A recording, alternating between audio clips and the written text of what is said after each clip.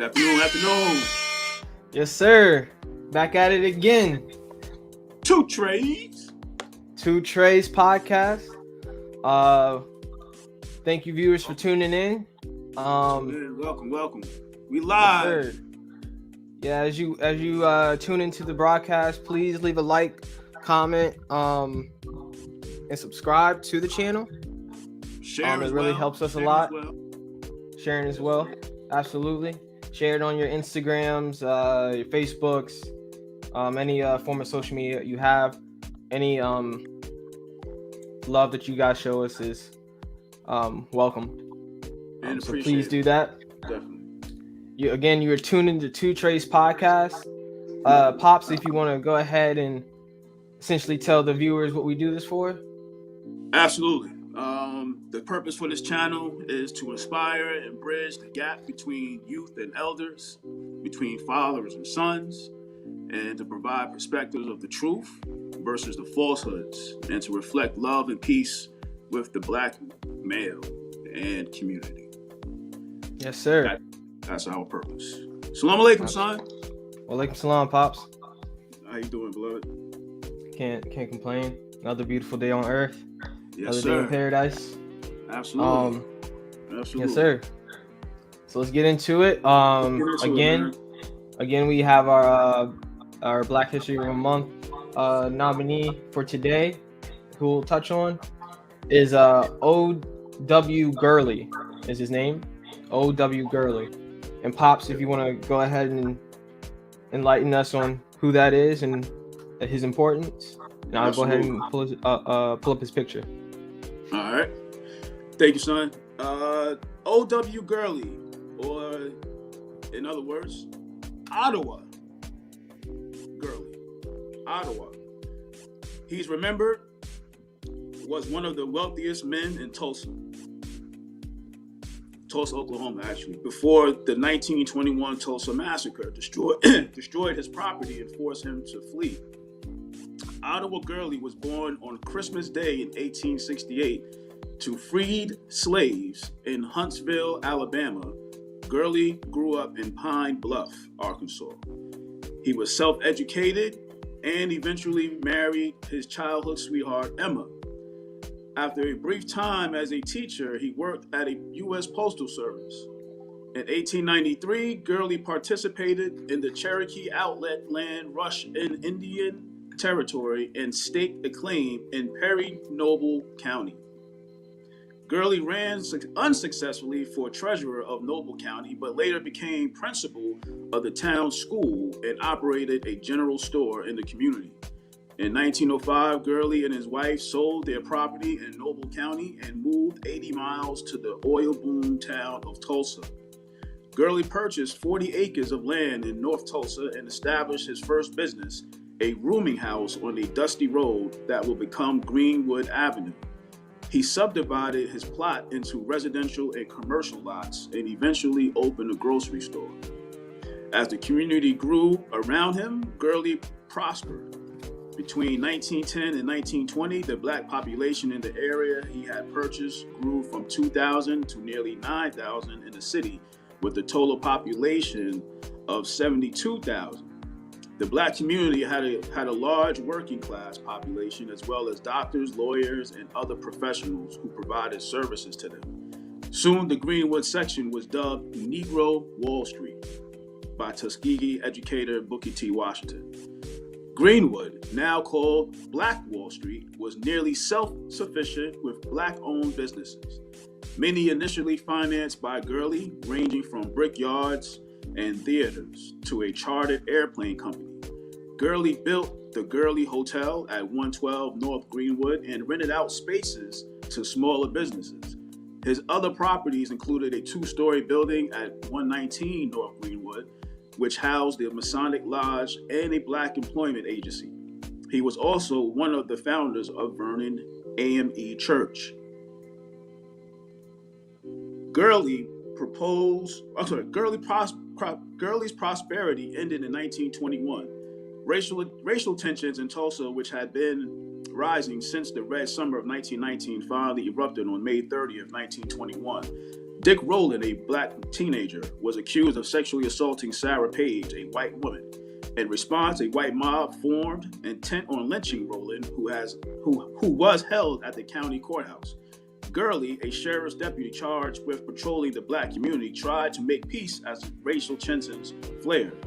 When blacks vowed to protect Rowland from lynching and descended on the county courthouse, a scuffle between a white man and a black man erupted into gunfire and sparked what many would call the Tulsa Massacre. By the time the massacre ended on the morning of June 2nd, approximately 300 black people were killed, Black Wall Street was burned to the ground, and Gurley had lost the majority of his fortune, estimated to be nearly $200,000.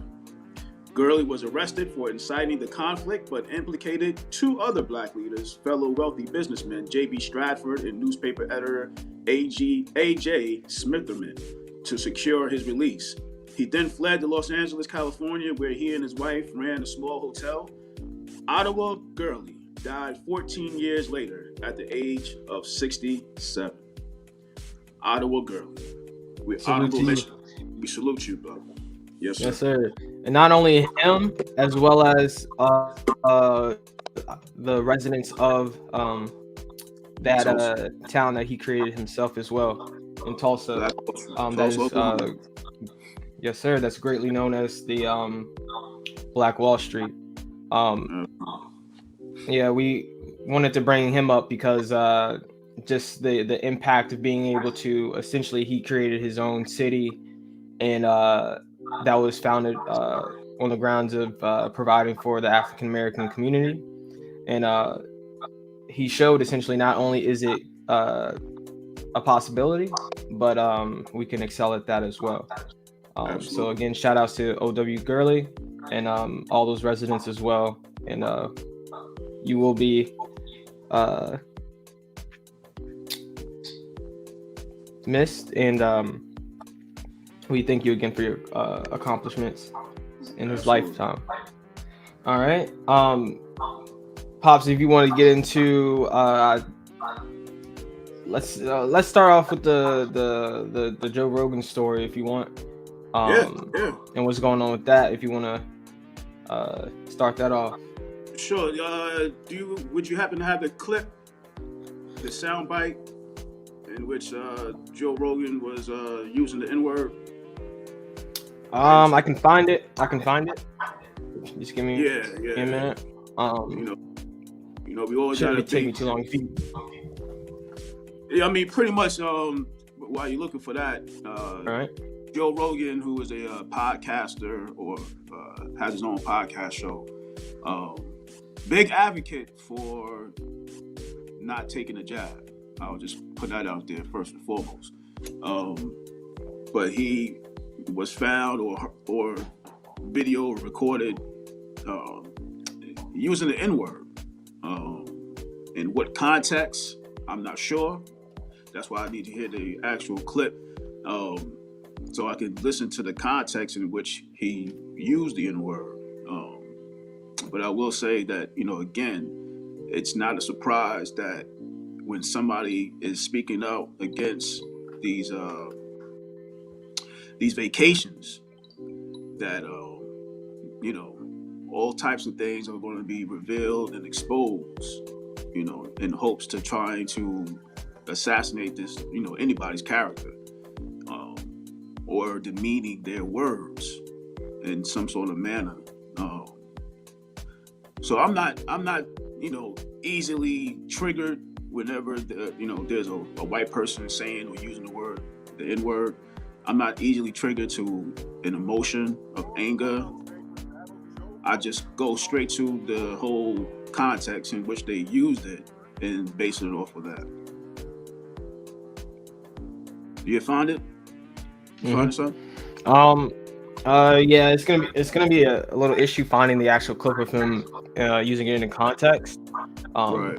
Maybe I'll play it maybe for next show just so we have a recap of it. But I think what happened was essentially he was just speaking on how so we know that the N-word is a racially charged word towards black people, and I think And I may be wrong. We'll maybe in the future for tomorrow's podcast actually have the clip available. But if it's the same clip that I'm thinking of, what happened was he was in an interview with a guest, and he brought up the point how essentially the N-word, how charged it is in comparison to other derogatory comments that you can make towards other races of people, and how essentially if someone out of the race, out of the black race, uses the word, how in their own words, because I'm African American descent, so I don't know how essentially that word feels for other groups of people. But he was essentially saying, they don't use it up to the point where it's almost like a magic word, or almost like using the word Voldemort, where you're just not allowed to say it, it's just off limits and stuff like that. And he's essentially focusing on the hypocrisy of it, because essentially there's derogatory comments you can make towards every race. Has there's derogatory comments that can be made towards them. Right. And he was, I think, inciting how it's just weird that this word for this group of people holds this much weight, but there's words for other groups of people as well, and it doesn't carry as much weight to it. Well, so I don't think he was calling anyone the N-word or anything like that, or being disrespectful. I think it was just a matter of the discussion that they were speaking about at the time. Right. Well, let me add on into something. When people have a perspective of the word itself, and when it's used and how it's used and who it's referring to when it is used, based on whose lips it's coming out of. One thing we can't ignore nor shy away from is the fact of when it is used, and when it was supposedly identifying black people. At that time, we were known as slaves to white people. So that word or term was used in that context for that purpose, to degrade or to identify a slave who was black. We can't now, and this is how I feel about it, we can't now use the word from my mouth towards you. I shouldn't even utter those words, that word out my mouth. Right. Because another point from the clip I saw that I'm speaking of, and again, I don't know if it is the right clip that they're coming at him about. Right. But what he was saying was essentially like, the word chinks, for example, which is a derogatory comment towards people of Asian ancestry. Mm-hmm. They don't use that word with each other. Right. So like they don't call each other that word. Right. But it's funny how in our community, we use it almost as a term of endearment, just a word to add flavor to the conversation that we're having amongst ourselves. So yeah, if you want to touch on the essentially why do we do it? Why? No other race of people essentially degrades themselves in that manner. Right. So why do we do it? It's a level of brainwashing. We are unlike any other people on this planet Earth. The black man and black woman in America who are descendants of slaves are a very unique people. There are things in which our ancestors and what we are going through, the results of that trauma, They have gone through something in which no other people have ever been through. No other Asian ethnicity, no other European ethnicity has ever been through the shackles and the chattel slavery in which we've gone through. With that being said, there are a lot of things that pertain to us only. Like, for instance, you just brought up, we're the only people that use that term that was once used by another people to degrade us and to demine us. Now we use it for a term of endearment. No other people do that. You are right, except us. But remember, we are the only ones that went through the torture and the horrific treatment, and which is still going on. Let me just add that too. We're the only ones that has gone through that. It's like Michael Jackson growing up as a young man, a young boy. Nobody else can ever relate to Michael Jackson. Nobody else that wasn't a childhood celebrity that grew up to be a mega pop star. Okay? I don't think there's anybody close other than maybe Sammy Davis Jr. I may be wrong, but Sammy Davis Jr. as an adult wasn't as popular and worldwide known like Michael Jackson.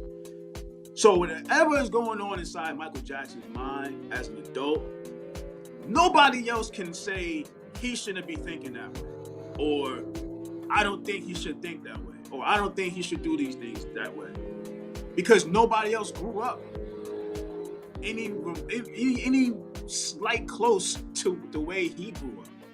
So what I'm saying is, when we go through things in our life, that makes us who we are today. What we went through in history is the result of what you see today. So there are multiple of dysfunctional things that's going on between the Black community. There are a lot of traumatic experiences that we have gone through, even as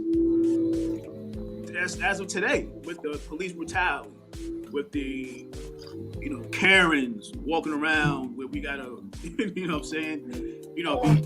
be subjugated to racist taunts. It hasn't stopped. And for us now to be questioning the fact of when we use certain words, we got to go backwards. We got to say we are the result of this particular treatment for the last 400 and some odd years.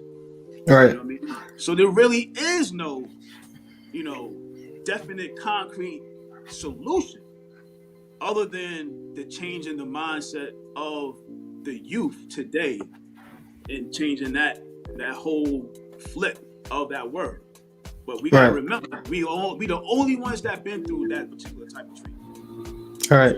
And focusing on the word itself, I don't see, and I kind of get Joe Rogan's point where he says essentially, if we don't want others to use the why are we using it amongst ourselves? The word wouldn't be as prominent and as debatable as it is if we ourselves weren't the ones giving it so much energy. We rap about it, or we say it in the context of conversation amongst each other, and we know for a fact everyone watches what we do and how we act. Right. So can we really blame other races and other nationalities for using that word when we ourselves use it so freely and without regard? Answer to that question is yes. Yes. I mean, out of all people, we are the only people that can do that. Yes. We now have, I'm not an advocate of using that word at all times. Have I used it? Yes. In my past, I have used it. Not in the reference to degrading somebody because they are a black person, and that word itself is not only geared to identify a black person. Okay, we get the true definition of a nigger is ignorance. So it's not to be used. When I had said it, it wasn't to degrade somebody. Okay. The reason why I say that, yes, we are the only ones who can use that word if we choose to do, and nobody else can. Yes, we are the only ones that can say that. Who else can say that? But all right. But my point is, we know where the when it speaks about a group of people, we're the most influential people on this planet, and I go back to ask, if we know we're so influential, right, and we know that people are gonna move the way we move, they're gonna do the things we do, they're gonna try to speak the same way we speak. So can we really blame them for using that word when we use it as well in the way in which we do use it? So I think there's a partial responsibility on our end to say, you know what, let's stop using that word, because we know the connotations, and we know that if we use that word, that's giving that's leaving the door open for others to use it with us as well. And if we don't want that door to be open, let's not use the word. Okay. To first put the rule in, let us not use it first. I don't think that should be something of self that we have to say first. First thing is to get those racist views out of whoever is holding those type of opinion and views pertaining to us. All right. You know what I mean? Your true racist is not using the word nigga because they heard another black person call another black person nigga. All right. They ain't just say, oh, it was all right for me to say it because they're saying it. Nah. Because I know the reason why you're using it. And you know the reason why I'm using it. So, it's not like it's a secret. You know what I mean? That other people don't know by now that we call ourselves the N-word. But they also know the history. You know what I mean? You can't claim, I don't know why you use that word. Yes, you know why white people use that word. There's no different from when that basketball team or that basketball player came off the bus in China, I believe it was. And they was calling that brother nigga, go home. Right? Mm-hmm. They wasn't using it as an endearment, even though they heard black people call each other other black people nigga. They was using it in a derogatory sense from the way white people use it. You understand what I'm saying? So right. Other people who uses that word is not using it because they heard a black person calling another black person that word. No, they use that word because they heard white people refer to black people as that word first.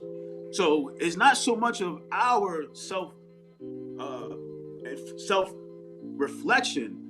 It's on those outside views, those racist views that other people have. All right, but my thing is, and that's fine, it's obviously the majority of the responsibility is on the part of the people that are in a part of our culture using that word. Fine, right. But I still do believe there is a part in which we play in taking responsibility on how that word is being used. Right. And my belief is, if we don't want others using that word, maybe we shouldn't use it ourselves and see how that leads. And then in that way, if there is no confusion of, you say it. No, I don't. Right. But we can't even say that we don't use it because we do use it. And I don't see how it's fair whether it's the N word, or maybe a better a good example would be how women call their, you know what I'm saying, their friend, or the clique that they hang out with, the B word, and they'll use that amongst each other. Right. But we all know that as a man, you shouldn't be using that word when you're speaking about women or when you're talking to a woman. And Right. again, Good point. my stance is the same with that. If the best way to go about, if women don't want men to use that word, stop calling yourselves that word.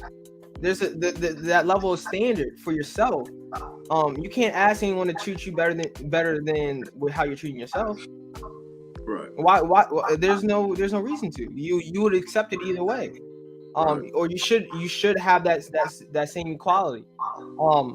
So for both of those words, I just believe that if as a community, if I was a woman and I was in the community of women, and I had angst against that word, I would not be using that word myself when I talk about other women.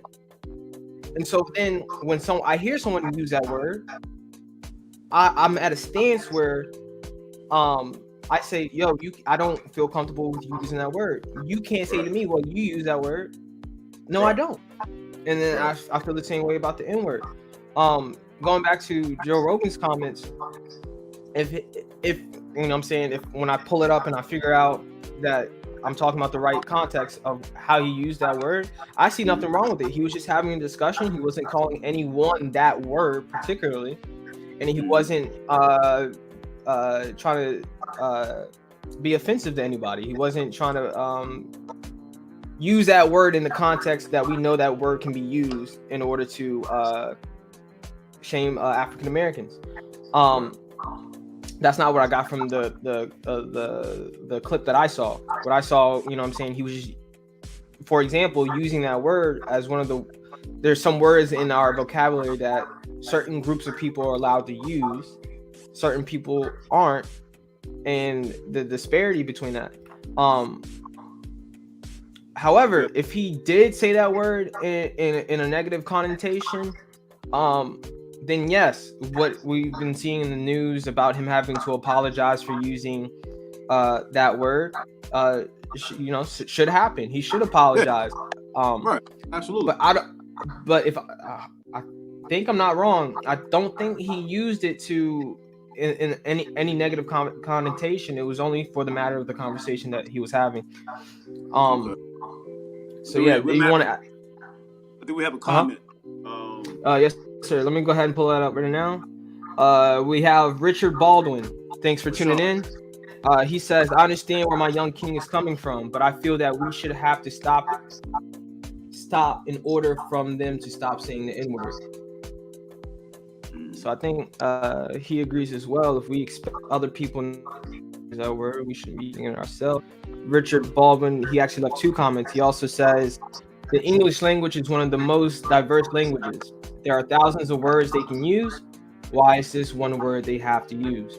That is an entitlement mentality. I agree.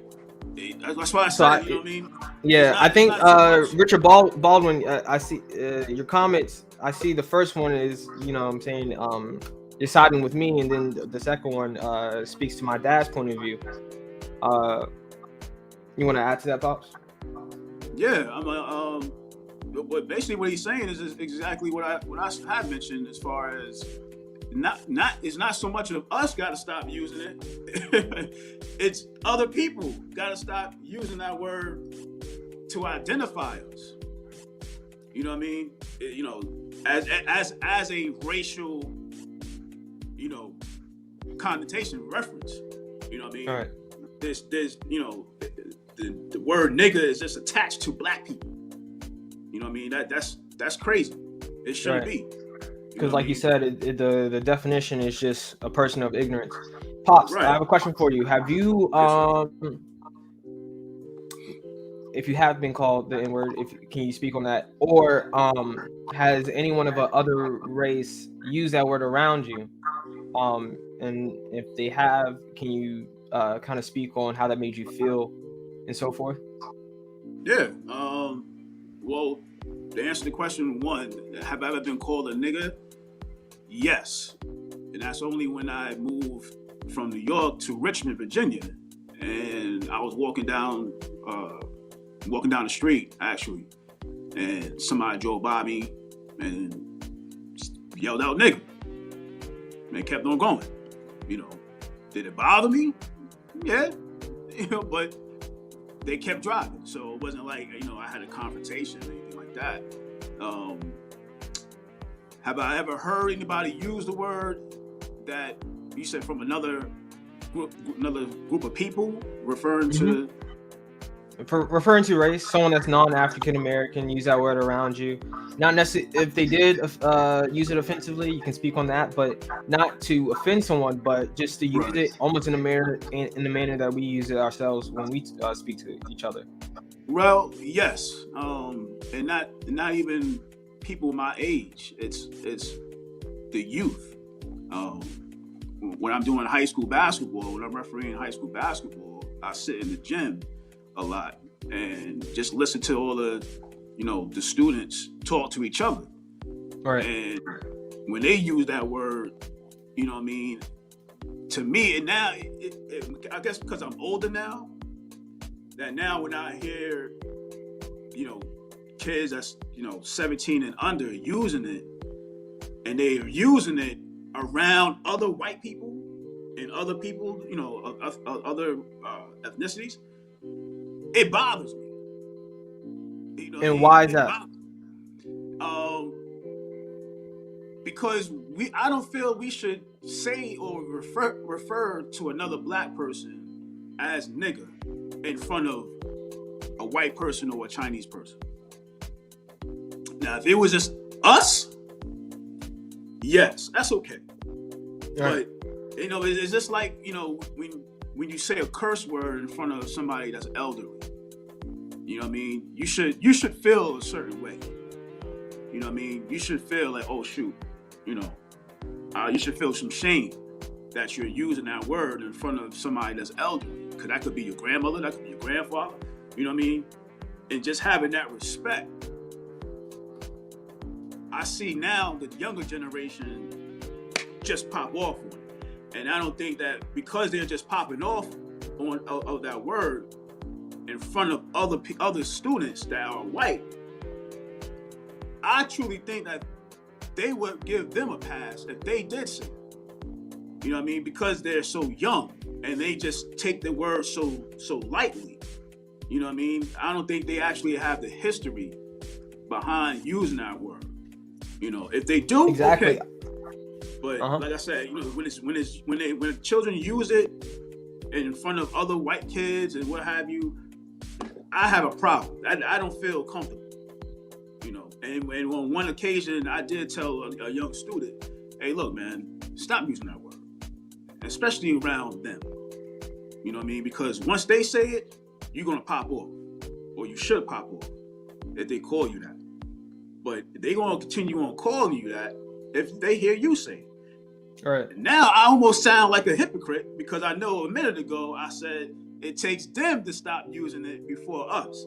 But that's why I wanted to ask. That's why I wanted to ask, because like I said, it opens, what I'm saying, when we're using that word in front of other groups of people and in conversation, and when it's in our music so heavily, and knowing who we are as a people, we're people follow what we do. So like I said before, there is part responsibility on us to be responsible with that word. And on that, I think we should. I think we should have free will, but only in a privacy of ourselves. You know what I mean? Some things are, what happens at home stays at home. You know what I mean? Whatever happens at home, don't go outside and start telling everybody what goes on inside the house. Right. Well, certain things should just be meant for us. You know what I mean? And when we start using things as far as words are concerned or names, it's really meant just for us. Right. Because we're not going to have that flame. You know, we're not going to add that flame of a race, of a racial thing, when I'm using that word with us. You know what I mean? Now, should we allow other people to hear us say it? No. But if they do, that doesn't make it okay for them to use it. All right. You know what I mean? I'm in a weird space because, you know, I do music, right? So if I use that word in my song and I go perform my song at a show, I have no control over who's there viewing my show. Right. And as an artist, the best feeling ever is to go to a show and you're performing your songs and you see the crowd singing along with you. So is it fair for me to be like, rap my whole bar, but make sure you skip over that word? Right. Or is it on me to, as the creator, to be creative enough to be able to use a different word? And I think that's what Rashad is saying in his second comment. There's multiple words to use.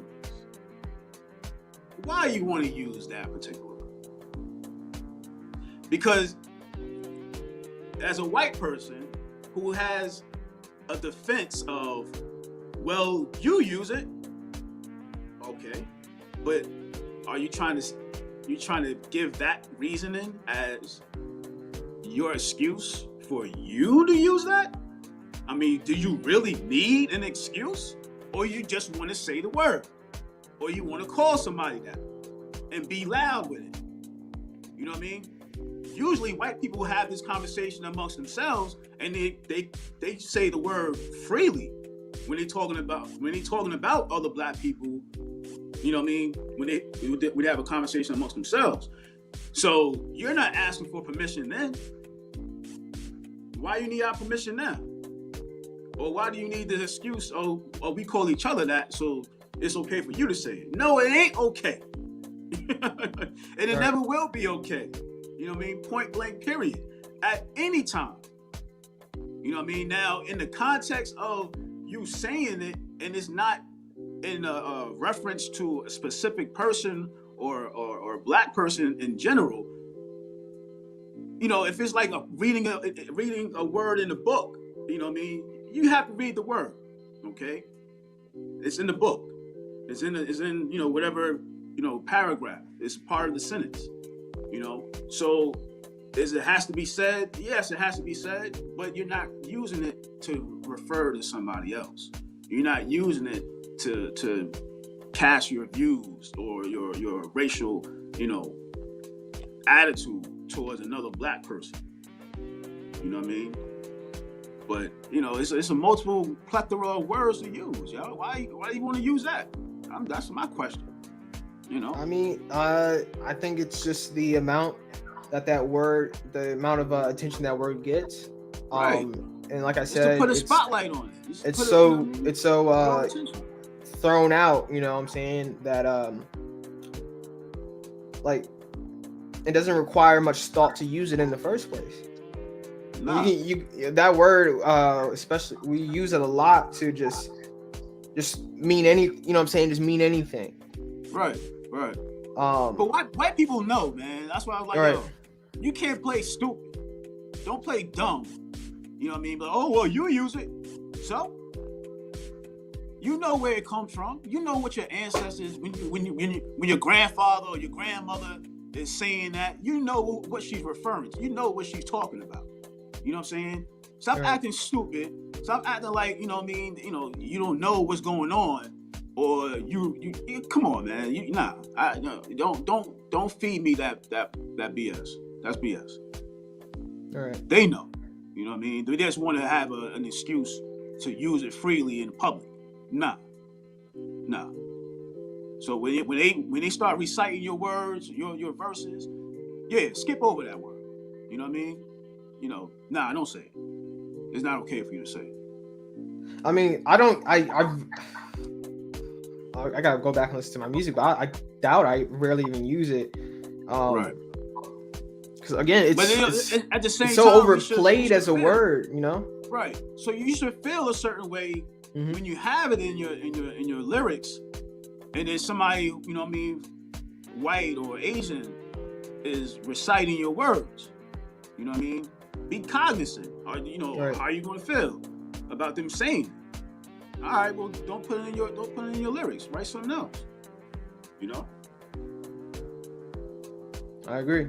So Pops, I will make the effort to after our podcast is over today, do a little bit more research into exactly what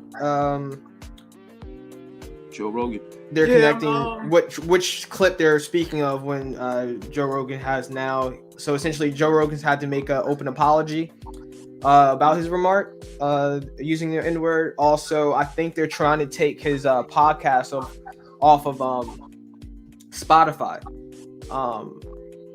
So yeah, and it's so crazy because his platform, if we just want to speak on that real quick, is huge. He gets more views in comparison to most TV networks. So I say that to say, even in the context of using that word for a topic of conversation, in the future, I suspect Joe Rogan will be more cognizant on using that word. And I think mainly the reason why he's caught so much attention is because of all the attention that he gets. Anyways, you know, he has a pretty established and successful platform. Right. So like I said earlier, it's a level of accountability and responsibility on him. Yeah, but you gotta remember also he's also getting a lot of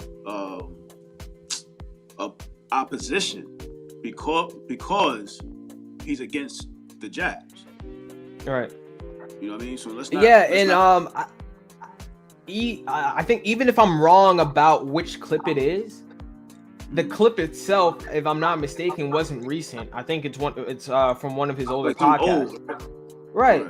And this kind of reminds me of like the Kevin Hart thing. I think he got in trouble because he tweeted something. Maybe I think it's 6-7 years now. But when the story came out, he tweeted something that offended people in the gay community, and they ridiculed him for that. I mean, I think you're still responsible for what you say, regardless of how much time has lapsed. Right, but if it's brung up how we think it is, just to discount him because of his feelings about a different topic, that's just disingenuous. You don't really care that he even used the N-word. You're just using it as ammunition to denounce Joe Rogan, the man. Before we go on to our next topic, Richard he left another comment. Just speak on that real quick. He says, I feel like the consequence for people saying the N-word isn't harsh enough. Rogan is the topic today, but tomorrow he lives his life. How do we hold people accountable, monetary or physical? Well, shucks, man. You can't really hold them physically accountable, you know, unless you want to, you know, commit some sort of street justice. But as far as monetary is concerned, you know, if black people just don't watch his show, you know what I mean? If you want to take it out on him for using the N-word versus all the other messages that he has for the public to know, such as, you know, the vacation, pardon me. You know, I would watch him for that, you know, but outside of that, you know, there's no point.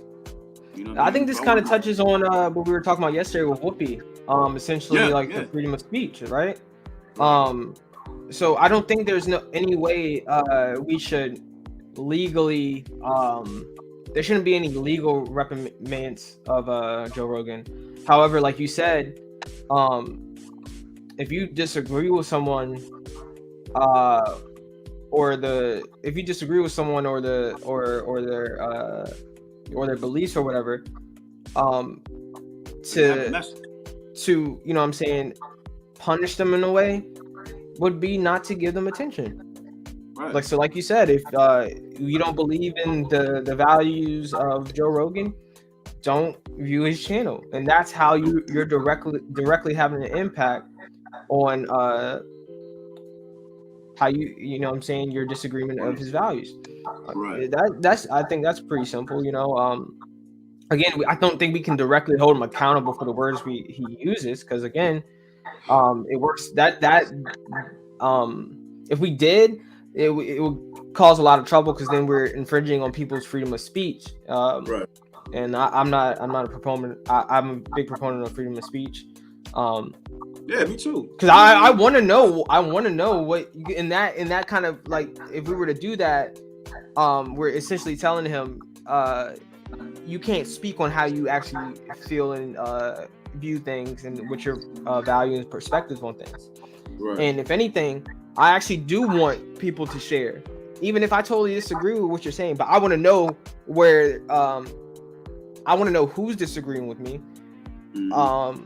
And I want to know your true values, because you know what I'm saying, because I think that opens up the door for people to I mean, again, we were talking about this with Shaq. It was just like, we're stuck on a script. We're scripting, essentially saying what we think people want to hear. No, I want to hear what you truly believe. So then from that, I can take on, if I want to, for example, if you're on a YouTube channel and you're speaking, if I should subscribe to you or not. And I think that's an honest way an honest outlet on being able to look at people. But like I said, I will research the topic a little bit more. And if I'm wrong, we can. I think you know, other YouTubers been you know, showing it. But if Kwame Brown, it was also one of them, who had just did a stream, who just did a live last night about it. All right. But we'll go back and you know, get the clips.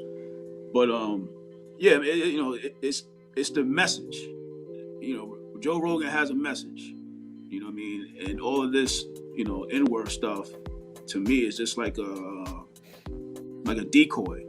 You know what I mean? It's like a smokescreen, a distractor. Right. You know what I mean? Because he's gained so much traction as far as the non-jab, that now they're trying to, you know, assassinate his character. You know what I mean? And I'm not gonna go into the whole, you know, Masonic ritual type of process, but I am aware of when you are part of an organization, that things will be thrown your way to see how you can bounce back. You know, things will be done deliberately to test your faith. You know what I mean? To test your endurance when something that you did or said is now resurfaced while you're on top, or while you are, you know, gaining traction, so to speak, in the public eye, that, you know, something will be thrown in your path just to see how you will overcome it. All right. You know, and, you know, I truly feel that this is one of those times where, you know, somebody like such as Joe Rogan has gained a lot of traction. He's made a lot of people in the White House upset, and this was just one of those ways of saying, don't think that your stuff smells good. You know, another word I want to use. Your stuff stinks too. You know, now how many people are gonna ride for you, and how many people are gonna leave you by the wayside? You know what I mean? All right. So this is just another tactic of dividing. You know, as right now, for us to continue on getting upset and emotional because a white person used the N-word, yo, man, That's We got the bigger oldest. fish. Yeah, we got bigger fish to tackle than It's that. like, yo, you keep throwing that. It's a distraction. You know what I mean? Right. Because they know what pisses off a black person the most. Like, we gonna keep on pulling the same trick on us, man. Like, stop it, man. You know what I mean? Yo, I'm not buying into it. You know what I mean? I'm not upset if he did use a word in a derogatory. Shame on him. You know what I mean? He shouldn't be getting any more support from black people. But he has a message in which I agree with. You know what I mean? And that's all I can say. Okay. All right. So moving on to the main topic I wanted to discuss today, and partly why we actually chose who we chose for Black History Month, O.W. Gurley. O.W. Gurley, yes. Is the topic of this. There's an article that's been put out, and it states that 47% of Americans believe cost of living is a major threat to their financial security. 47% of Americans believe cost of living is a major threat to their financial security. So we can discuss essentially what is the cause of this financial security, and then try to figure out a solution. I'm kind of looking at it as, is it because of the inflation rate and how that's been increasing over the last 10 years, and part of the minimum wage that we have going on? Are those two things, and many others probably, constituting why essentially 47% of Americans are financially insecure? Or is it more having to do with essentially how we're taught about money? Is it because of our attitude towards money and our financial illiteracy? I just want to touch on the facts real quick. So the minimum wage has not risen since 2008. So since 2008, that was the last time we actually raised our minimum wage in America. It was raised 70 cents from $6.55 to $7.25, and hasn't been raised since then. And in that time, that same time, the inflation rate, so essentially the goods and services that we buy, the cost has gone up 1.5% each year for the past 10 years, leading to a 27.8% increase in the cost of goods, services, and products that we buy. Wow. And yeah, that part is crazy. Yeah. And I think that it has a contributing factor into why there's so much insecurity in the job in America when it comes to our financial security.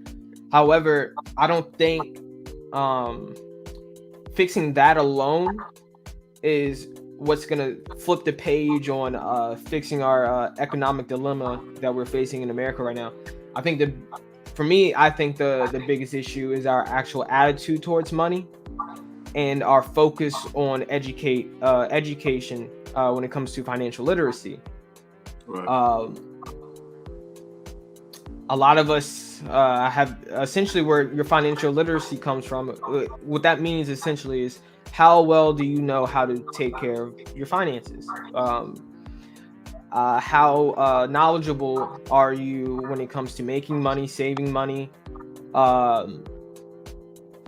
and things in that realm? And I think a big issue that we have in America is the lack of financial literacy when it comes to our educational system, and when it comes from stemming from home, because a lot of us learn how to make money from our household. So if you're in a household where your parents are, let's say, entrepreneurs, business people, you're most likely going to follow in their footsteps, because you see them making money that way. So your mindset's going to be on making money that way as well. In comparison to another type of family, let's say both parents are there, but they make their finances working a 9 to 5 job, and this essentially the harder you work, the more financially secure you're gonna feel. Right. So I open the door to you, Pops. How do you feel about that topic? Well, shucks, man. It now has definitely impacted our finances. The inflation, the whole transaction from one administration to another. We were foretold that what Biden was going to do was increase, inflate the whole economy. You know what I mean? So that's what we're going through. But it also is a reflection of the time. We are in that time in which, was the tail is now going to become the head. And if you notice that the roles are being interchanged, or the tide of control, people are losing losing control of power, and right. In all aspects, the credibility of information, the credibility of the know-how is starting to slip out of the hands that had been maintaining that control and power for a very long time. And what we're going through is just something which is the process of the fall of America. Right. And I just want to state this fact: 1944 was the year that the U.S. agreed to be the global currency, backed by gold. So that was the year that ended World War II. Right. But before then, all previous presidents all agreed that essentially having a central bank was a bad idea. Right. And today we have the federal bank, which really isn't a federal bank. Is Federal Reserve. Yeah. The Federal Reserve is not it's not governed by the government at all. It's actually a conglomerate of the banks that are out here, like Bank of America, Wachovia, all of them. It's just a conglomerate of them overseeing that. And the reason why they didn't want that specifically for the United States was because what tends to happen when we have a central bank is going down the financial economic road of having a socialist economy, which directly contradicts what we actually stand for in America, which is a capitalist society. So essentially, I think what's happening, and kind of tying into the financial illiteracy of America, is what's happening is we're teaching kids in school from K-12 to higher educations of learning that the best financial route to go is to work for somebody else. So essentially, getting a job, and that job is what financially pays you. So you're getting your money from a job, which is actually a socialist view, and is in direct conflict of the known values of America. We're a capitalist society. So I think what's happening is we're teaching kids essentially Marxism in school, and essentially, which is socialism, and not teaching capitalism. So we're not teaching kids how to make money.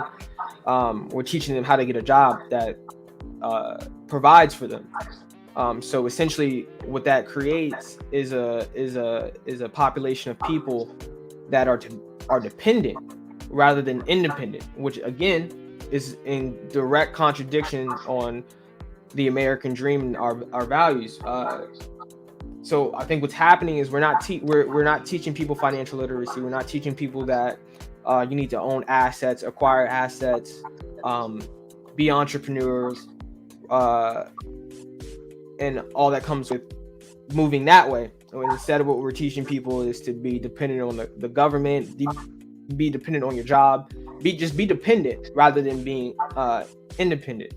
Pops, if you want to speak on that real quick. Yeah, I could just sum it up in these few words. We go to school to become better slaves. That's it. We're work. I mean, you nailed it when you said, when we go to school, they teach us the things in which makes us better employees. Correct. To get a job. You know what I mean? Go after school, go get a job. Well, what does that mean? Go get a job and what? Be miserable at that job for the rest of my life? And continue on being the robot that you want me to be?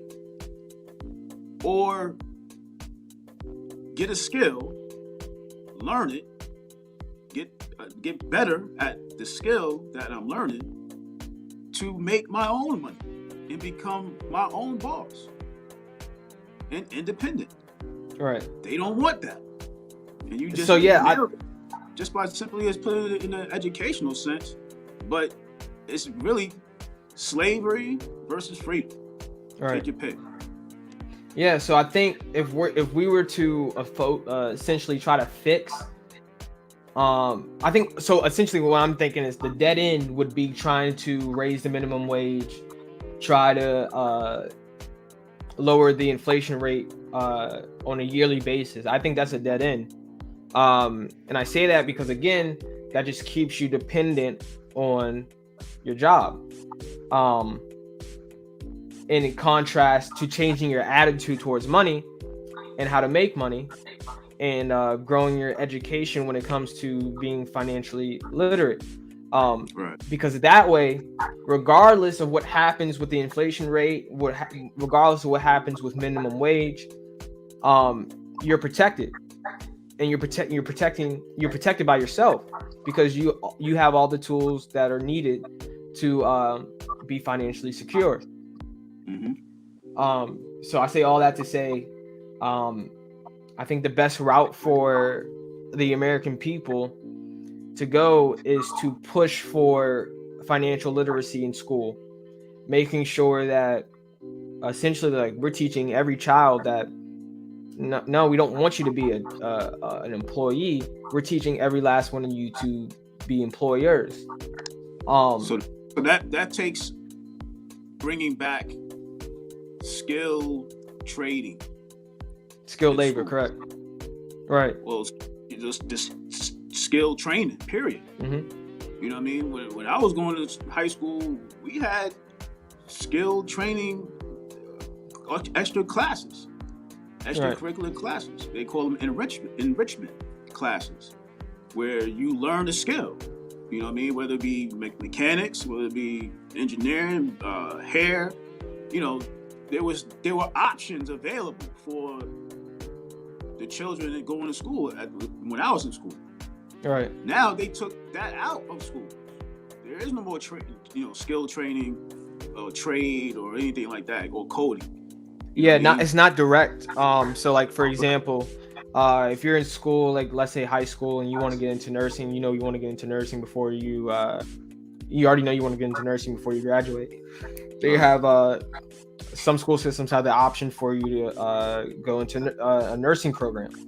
But like you said, speaking on programs like that, there's not that many. So like, I think there's like maybe nursing and a couple others, maybe hair beautician. But I think what we definitely need to do is just open the door to all the opportunities that should be available in your education system. I think we're asking kids we're giving kids the wrong things to look at when it comes to their futures. Because it's not obtainable for everyone to be a doctor. Everyone can't be a doctor, because we can't afford to pay everyone the wage to be a doctor. But I say that not to say that we don't need doctors, but not everyone needs to be a doctor. We don't need everyone to be doctors. We don't need, because actually what we have going on right now, I think, especially in the law profession, is there's too many lawyers. Oh yeah. So essentially the wage of being a lawyer dramatically drops, not because the job itself is losing the financial backing that it gets from, you know what I'm saying, too much competition. Right, exactly. There's too many. There's too many. You're competing with other lawyers to find clients. Right. Or competing with other lawyers to even get a job at the firm itself. So even that mentality of being being a lawyer, people have that mindset of being a lawyer to work for the biggest firm instead of being a lawyer to then open up their own firm. So again, I think just our attitude towards money has to change. Our attitude towards finances has to change in order to get the outcome that we want. Because again, it all starts with your mindset, to be honest. Like you said, it says here 47% of Americans believe the cost of living is the major threat to their financial security. But is it really the cost of living, or is it your lack of education when it comes to how to manage when the cost of living changes? The lack of education is another word for that, is lack of knowledge. Right. You know what I mean? We don't have the knowledge of becoming financially stable or financially adequate of what we should do with our finances. You know what I mean? Right. Like you said, you mentioned something about, the two parents are in the household. What is the expectancy of the child for them to learn the do's and don'ts from both parents, right? Right. Or in this situation where, you come from a single family home, you know what I mean? You yourself come from a single family home. I myself come from a single family home. But having that desire of being an entrepreneur or being in business for self, having that self-determination mindset is not all the time something in which is influenced by your parents. Sometimes it's something in which you are influenced by the shared meaning of doing for self, which is in our nature. It's in our nature to do for self. You know what I mean? Nobody wants to be taken care of. You know what I mean? Those who do are the ones who don't know how to do anything else. So they need somebody to take care of them. But those who know things and know how to do things are typically the ones that are self-sufficient. You know what I mean? And the ones that are not going to be the so-called slave on the plantation. All right. So what we'll do in the future, I have a couple of people I know that are experts in different asset classes. So what we'll probably do is get into explaining the different asset classes our viewers can get into, because especially in the African American community, we actually are the biggest consumer when it comes to race in America.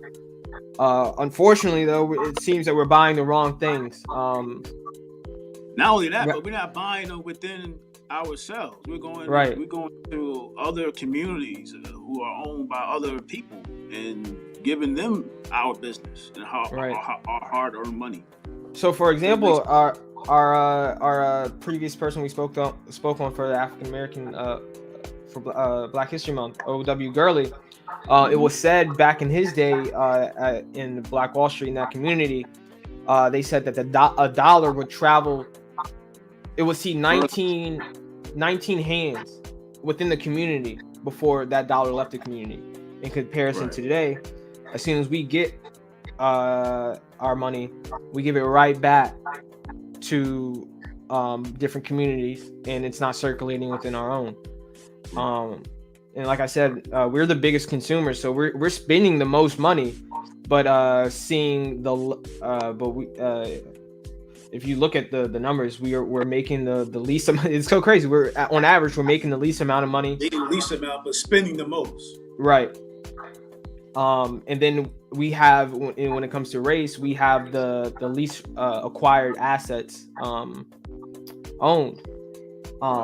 So we definitely have to get back into, as a community, our financial literacy, because it's not like we never had it. We definitely had it. This was what year? 1905, 1906. Yeah, 1910. We were doing this back then, right? But think about what was going on in that era. Mm-hmm. We were segregated. Right. We had no other choice but to do for ourselves. You know what I mean? Which produce results, which produce independency. You know what I mean? Which produced O.W. Gurley purchasing acres of land. 40 acres and a mule. You know what I mean? That's what we have to do. We can't own anything if we don't own the land that we're going to put certain businesses on. We still going to be, you know what I mean, subjected to slavery if we don't own any land. So Mr. Gurley, he had to first buy the land. Right. And then from there it was off to the races. So yeah, what we need to do as a community. We have that situation going on right now within the Nation of Islam. Brother Ben X with the Hereafter Farms. You know what I mean? So correct. we are being self-sufficient, and we are going to become self-determined. We're definitely on that road to get there. Absolutely. And I would love to see that actually take fruition. Like you said, I know Brother Ben X is working on the Hereafter Farm. Right. One day we can get him on the program, hopefully, inshallah. Absolutely, I'd love to have him on there.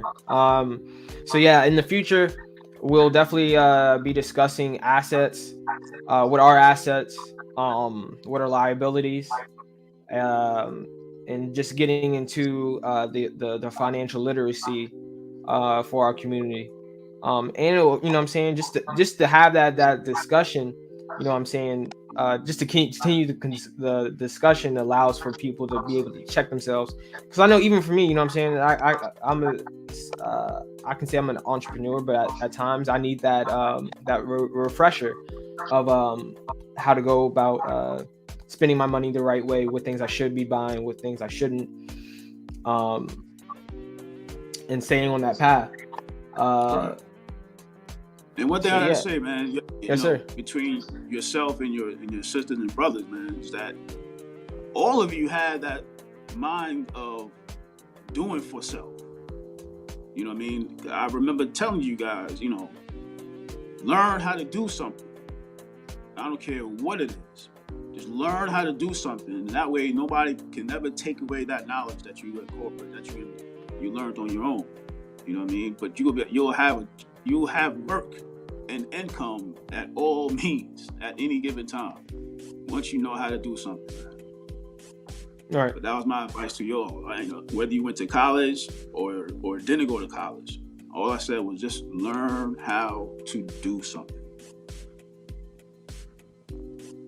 Yes, sir. Please. And that goes for everyone. All right. Sure. So I think we got everything out of the way today. Anything else you want to add, Pops? Maybe to the financial part or anything else that we've spoken on today? Shoot, like I said, you know, the quick way to get to financial freedom is teaching yourself something. Yeah, it's the mentality, guys. It's mentality. Absolutely. I think his name is Robert Kiyosaki. I just wanted to touch him real quick. He's actually the writer of the best-selling book Rich Dad Poor Dad. Oh yeah. Yes, sir. And he explains that the idea of being rich or poor, or being financially secure or not, all starts with your mindset. So essentially, when you go out and you're looking to buy things or acquire assets, you should always have the mentality of a question mark, and that question should be, how can I afford it? instead of the statement, I can't afford it. Because when you focus on the statement, I can't afford it right now, that shuts the mind down for opening up possibilities on how to acquire what you're looking to acquire, in comparison to the looking at it from a question point of view. How can I afford it? Now you're training your mind essentially to figure out how to acquire the asset or whatever that you're trying to look into buying. So essentially you're making your mind work. And I think the biggest issue is a lot of us, especially those in the middle class slash lower class community, the mindset is the latter of, well, if I can't afford it, that's just what it is. Right. Rich people don't think like that. They got there because they have the mentality, well, I can't afford it now, but how can I someday? Or just having that drive to, well, one day I'm going to be able to afford it. So it all starts up here, guys. So I think the best way to have the sense of financial security, I'm assuming that we all want, is to first start believing it. Absolutely. Yes, sir. And the second uh-huh. part I'm just throwing in is, stop using the word spend. Instead of using the word spend, say invest. Right. What can I invest in? Exactly, because if you're looking at things as an investment, that, you know what I'm saying, it puts it on a binary list. So essentially, well, if I invest, is this a good investment or not? Because you're looking for something to come back to you. Right. It's all about. And then you have to explain to yourself, well, do I really need whatever said thing is? And being able to look at things in comparison, because I think with the another big issue with the financial literacy is people don't understand the difference between something that's that is a liability and something that is an asset. So I'll love to be able to touch on that in the future, on a future podcast, because we'll hopefully we'll have some speakers on to talk about some new assets that are out there and explain it to us as well. Necessities versus wants. What's necessary versus what I want. What do I need versus what I want. Gotta balance. Yes, sir. Gotta have one higher than the other. But the necessities has to come first. Yes, sir. Amen. Yes, sir. Hey, Pops. That's episode 7. How you feeling? 7. Yes, sir. Lucky number 7. Yes. I feel great, man. 7 is a very powerful number, you know. So this was definitely a powerful episode. One of the few powerful episodes. Indeed. Yes, sir. So that's been TwoTreys podcast. Episode 7 is in the books, Pops. Again, guys, to our viewers, please leave a like, please comment, please subscribe. It helps the algorithm a lot. Again, we go live when we do our podcast. So the best way to be able to tune in on time and to be able to watch the live in real time is to subscribe to the channel. So that way that you'll be sent a notification from YouTube, and they'll be letting you know when we'll be going live.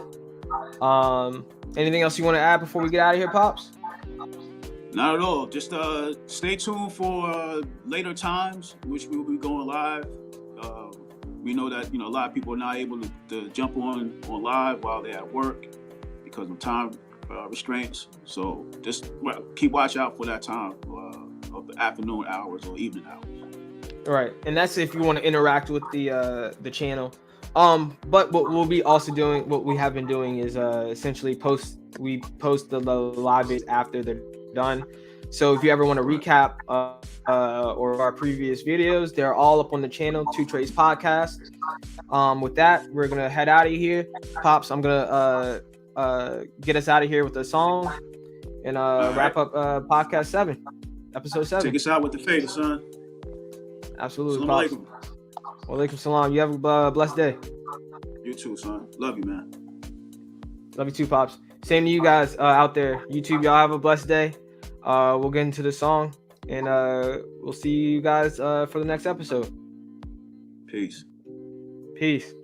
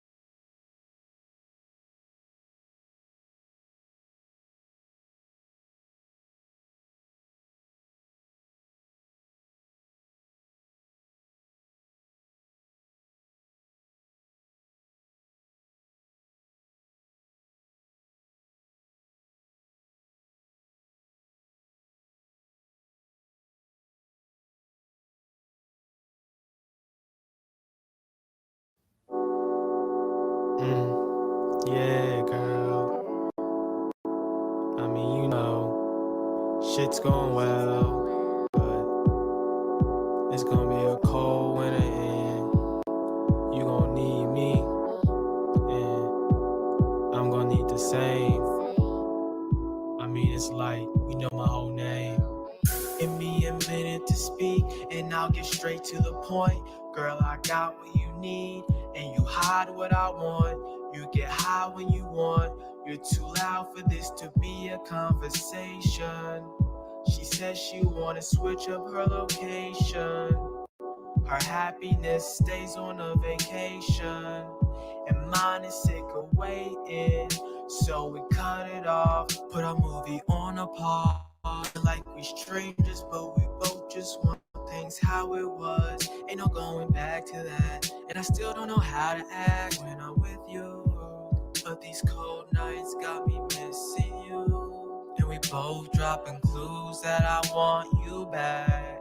Perhaps these cold nights will make you strong. It will hurt to learn that you did wrong, but later on, she will see love's not gone. It's the longest marathon. Heartbeats race till love has won. Over these cold nights alone, I call on her on these cold nights. And I know you scared, girl, but I'm about to step my big foot back into your life, make your legs curl, and we can talk about how to work it out. Then go back to working out to see where we fit in this damn world. These cold nights will have you thinking everything wrong just needs a break, and what we had was meant to last.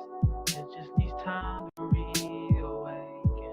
These cold nights will have you thinking everything wrong just needs a break, and what we had was meant to last. It just needs time and all our patience. So you need to understand that I'm still your man. Even if we fall and don't know where to land, I'll be right here where it all began. Cause how could I forget my number one fan? These cold nights will make you strong. It will hurt to learn that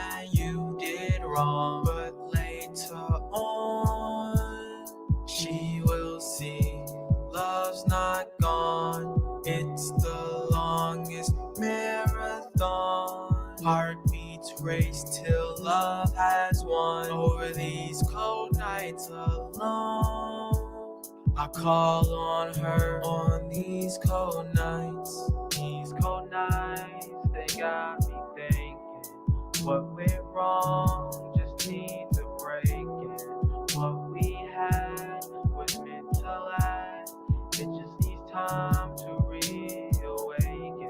These cold nights, they got me thinking what went wrong, just needs a break. And what we had was meant to last.